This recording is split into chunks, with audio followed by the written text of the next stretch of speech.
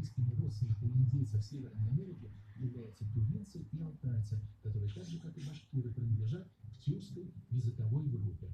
Так все и встало на свои места. Мы достали пятый элемент, и пазл сложился. Хаваю, потомки Чингачгука, большого змея. Как вам тут в нашей Башкирии? Доброе утро, ребята.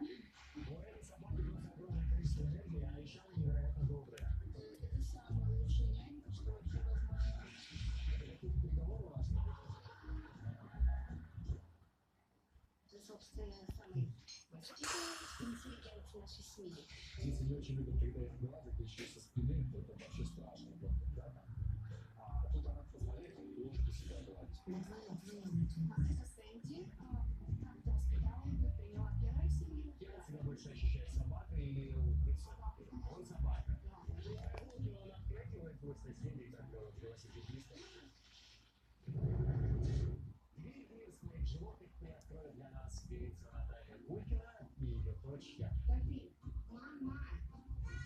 Понятно, допустим, котов дома, это только звучит очень страшно. Видели видео? Смотрите с нами. Премьера. Сегодня на Первом.